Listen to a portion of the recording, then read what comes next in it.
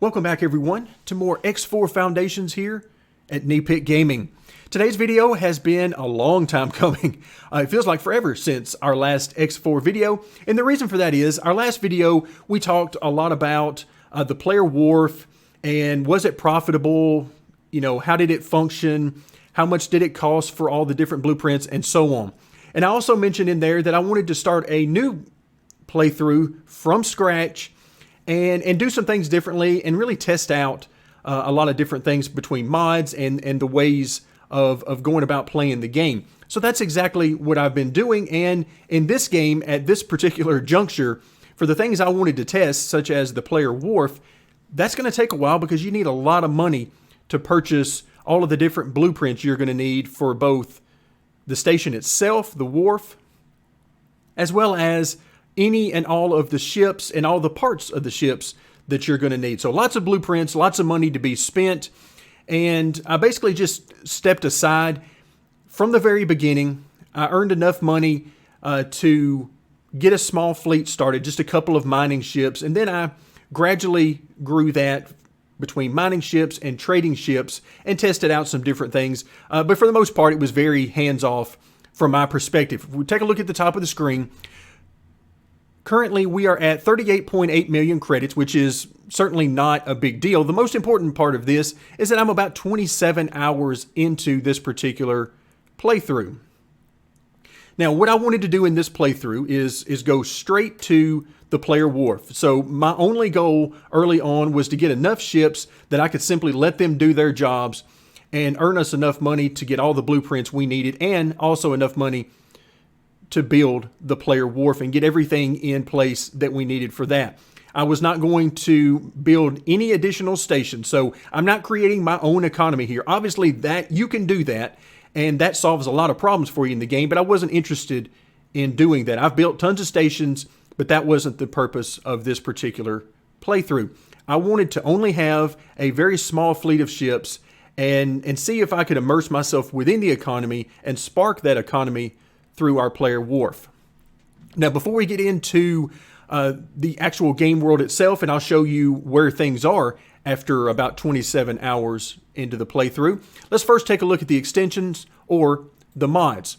Now, I'll start by letting you know that all of these mods, except for the very first one, the No Fog mod, all of these came from Nexus Mods. Now, I get a question a lot on these videos of, you know, why don't you provide direct links to these mods? And the reason I don't do that is really a couple of reasons. But one, these videos are going to be on the channel for months and months, and I don't know how long these particular mods are going to be up there. So if I provide you a direct link, the link might not work in a month or two. In fact, one of these mods, the Station Mule mod, has recently been taken down. Now, I haven't looked over the last couple of days to see if maybe the author has made some changes and re-uploaded it, but as best my knowledge is as of right now, the Station Mule mod no longer exists, and I've done a separate video, a dedicated video to that particular mod. So to avoid things like that, I simply tell you the mod that I'm using, or at least try to describe it as best I can, and then let you go to Nexus Mods and find it from there. Or if you don't even want to remember Nexus Mods, you can go to Google and type these things in, and you will find them within a couple of minutes. You'll have the mod, and you'll be on your way. So I prefer not to provide direct links except on occasion when I do dedicated videos specifically for a mod. So we'll start with a brief description here. The No Fog mod I picked up just as a way of trying to improve the frames per second. What it does is it removes the fog from the different sectors, and fog can be a source of frame drops for some people. So I wanted to see if it would make a substantial increase in my frames per second. I've noticed that in some cases, I can get an extra 5, maybe 10 frames, but overall, I haven't noticed a huge difference there. Now, for the most part, and you've seen this in previous X4 videos if you've been following along, my slowdowns really don't occur until I get deeper into a gameplay and I have some of the larger stations that I've built. Those tend to cause the frame drops for me. But before that, I'm generally maxed out at the 60 frames per second for most of the time. So the No Fog has been okay, but again, it's not made a huge increase for me. Who knows? Maybe it will make a big difference for you. Then we've got station module build time reduction. This is one that I picked up some time ago, particularly when I got really into testing, because it saves me a good bit of time waiting for modules to be built. In this case, we're looking at a 10x improvement, meaning that if you have a module that would normally take 10 minutes to build, once you have all of the materials required, now it would only take 1 minute. So a reduction by 10 times in the amount of time it takes for building station modules. So pretty self-explanatory there. Then we move on to Crystal Finder. I use this one very seldom and generally only in the first maybe 15, 20 minutes of a game, just to try to get a little bit of seed money to get me started building a fleet. Enough to build me a couple of ships is usually all I care about.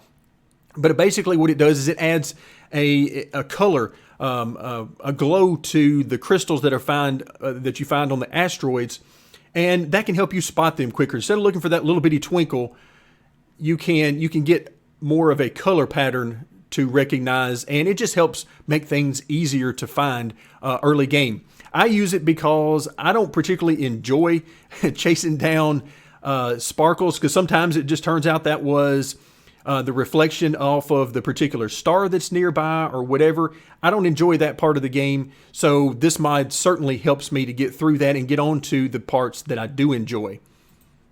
Then we move on to the newest of the mods that I've been using, and that is Dump Excessive Wares. I think actually if you look for it online, dump wares or dumping wares might be how you find it actually there. But this is a close cousin to the Trade Station Drain mod that I've used for a very long time. And essentially, going back a little bit in time with you, Trade Station Drain mod is a mod that targeted only the trade stations.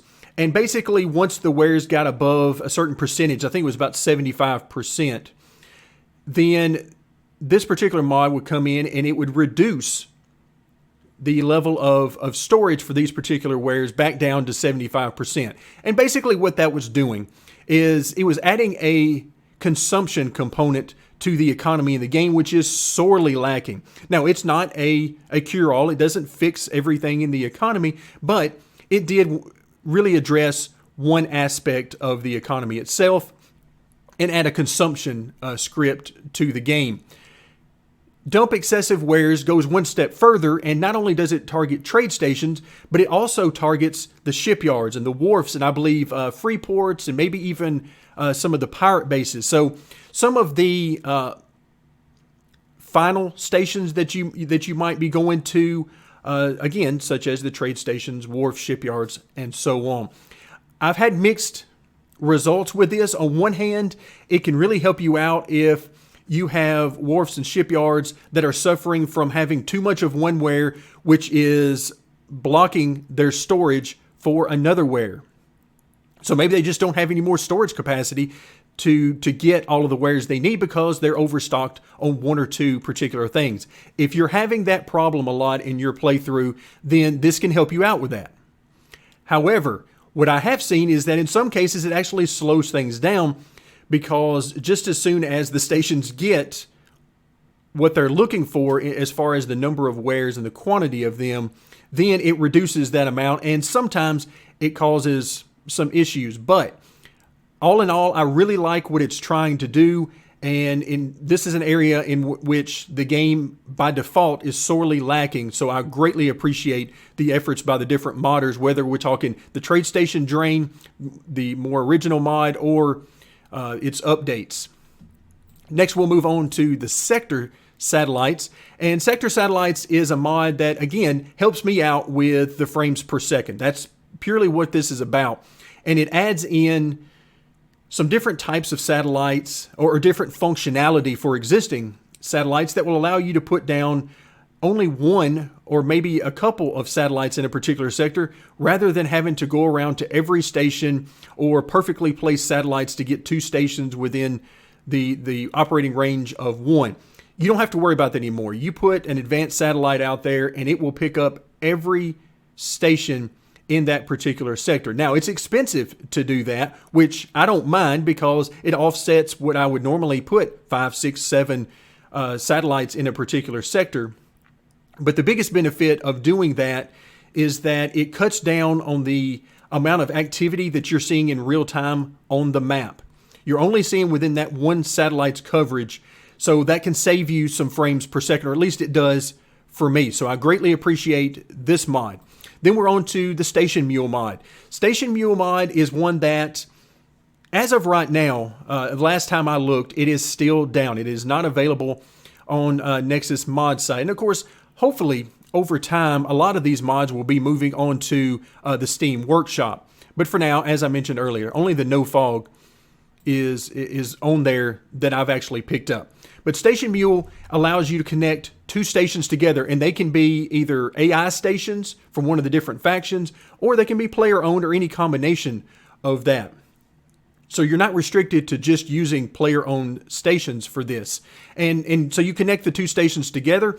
One station will be the source station, the other will be the target station, and basically the ship that you assign to this will pick up wares from the source station and take them to the target station based on the buy orders that are out there from the station. So a very nice mod, and unfortunately, again, it's down the last I know. Hopefully the author will be able to make any fixes that they needed to make and get this one back uploaded and live, because I really do like this mod. I've seen some hiccups in it here lately, and maybe that's why it was taken down, but overall it is a very efficient and very useful mod for me.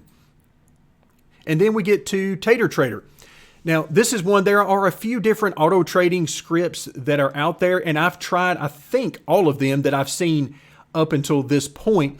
And all of them have their own strengths and weaknesses. I like Tater Trader if I'm going to use an auto trading script, simply because of the flexibility that it gives me. It gives you a lot of options on what you want them to trade, how far do they go to trade, and that kind of thing. So a lot of options there, and it's something that I really enjoy. So that's a look at the different mods that I was testing out and using on this particular playthrough.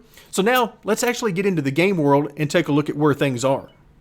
We are currently located inside of our player-owned wharf. So that's what you see going on around here. And all of the ships that we're actually building are along the sides up here, the smaller ships. That's actually my personal ship that I use to get around. But any of the ships that we're actually going to build for other factions are going to be built along the upper sides. And the reason for that is, unlike my very first playthrough where I went in and I purchased blueprints for basically all of the small and medium ships that I could afford, this time I didn't do that.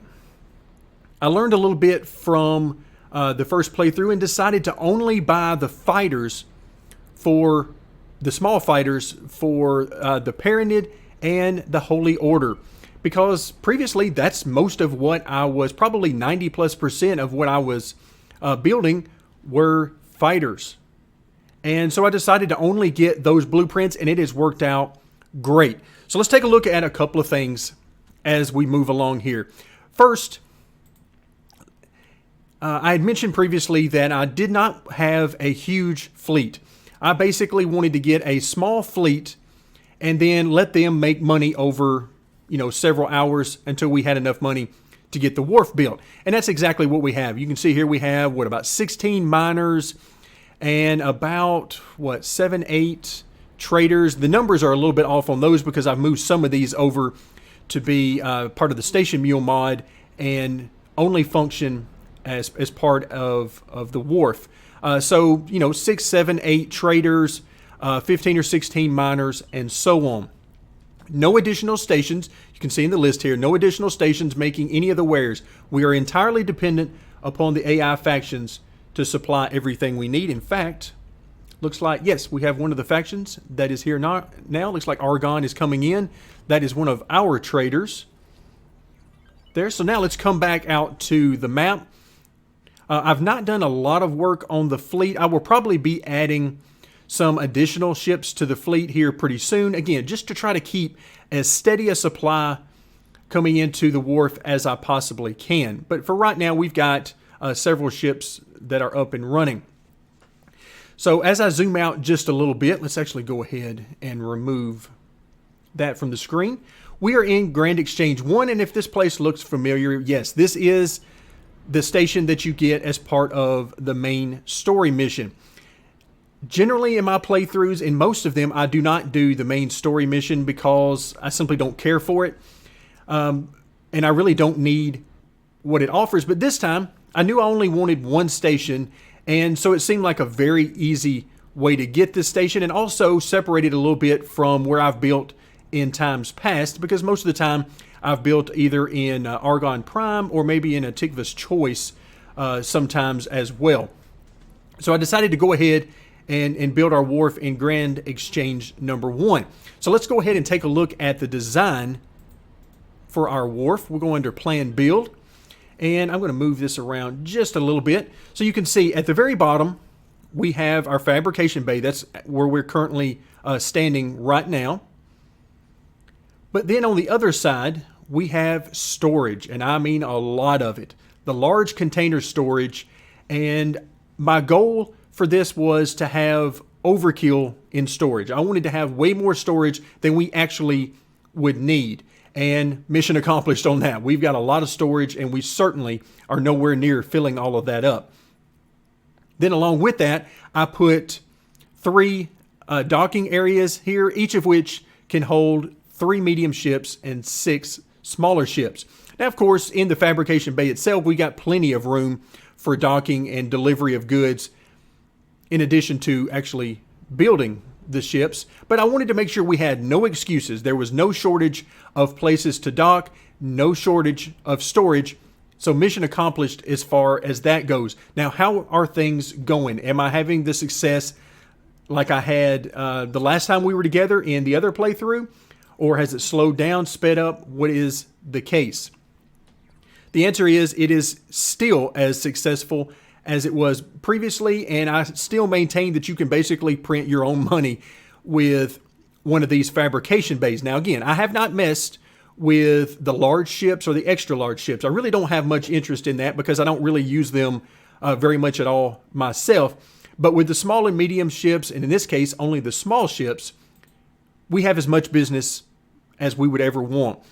In fact, from the very moment that I finished the construction on the fabrication bay, I've had a full queue of ships to be built.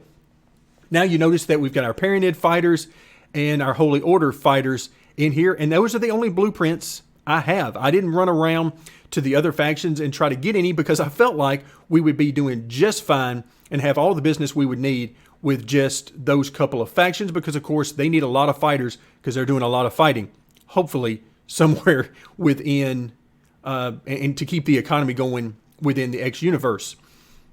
So we have a full queue, and it stays that way.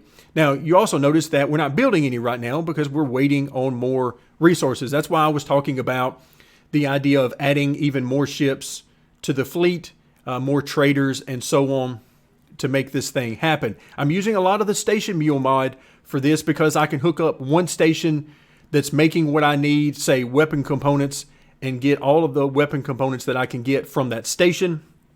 And then later on, I add a second station mule ship for a different weapon component factory, and I'm just slowly filling out my fleet using that sort of philosophy.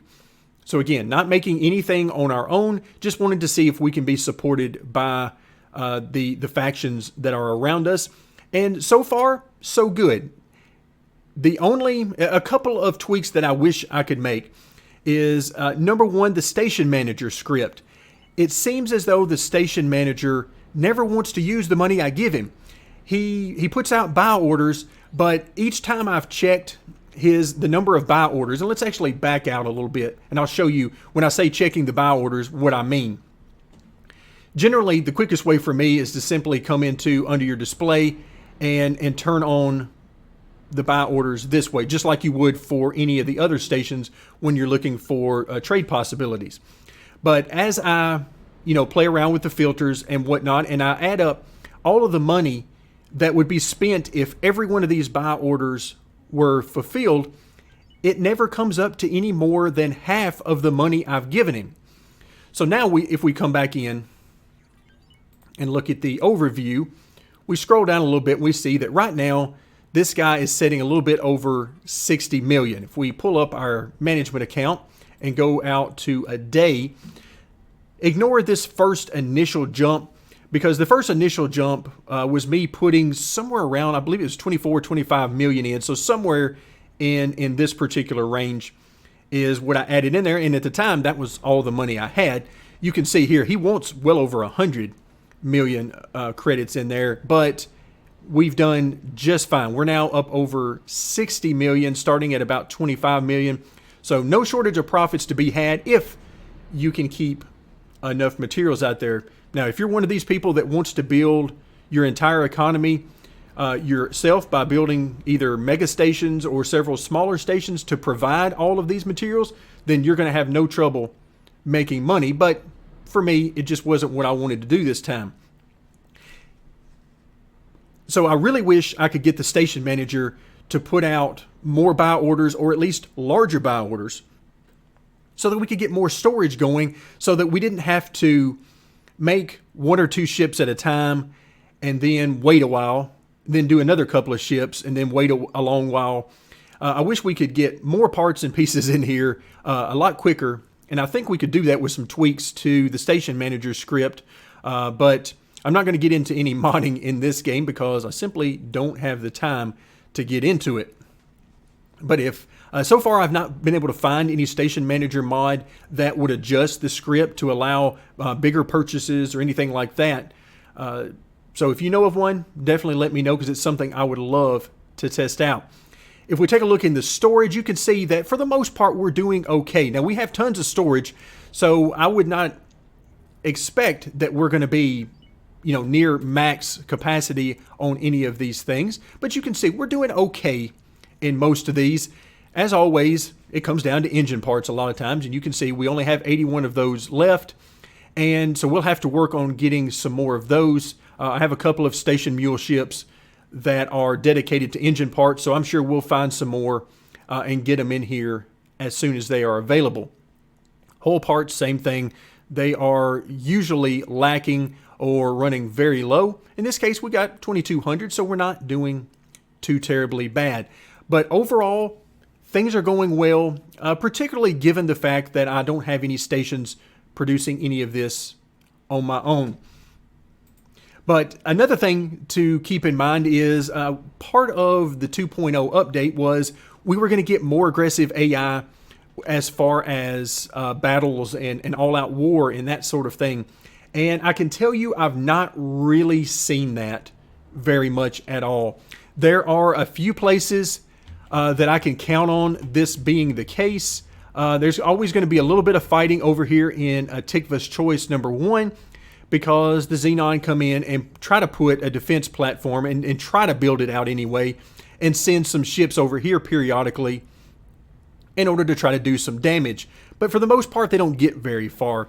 And there's a couple of other places around the map that they will try to do that. In fact, I think there's one, maybe in True Sight, that I saw there was some other activity in the area where there was some fighting going on. But for the most part, it's been pretty calm. So the economy hasn't had to go into high gear. And at this point in time, all of the wharfs except for mine and the Argon wharf up here in Argon Prime, these are the only 2 places that you can get a ship built. The Argon wharf does a good job. There have been a few times where I needed to get some ships built that I couldn't. But for the most part, if you just give it 10 to 15 minutes, they'll get the supplies that they need, which is perfectly fine for us, because I like to use them to build the ships that I want and save all of my focus down here in our wharf on producing other factions' vessels. So far, so good. I'm going to keep with this. I'm going to keep testing different things to see if I can improve things and keep things flowing along. But overall, I think things are going pretty well, especially considering sort of the rules that I outlined for myself when I started this playthrough. So that's going to do it for today. Thank you very much for joining me, and stay tuned as we will continue our adventure in X4 Foundations.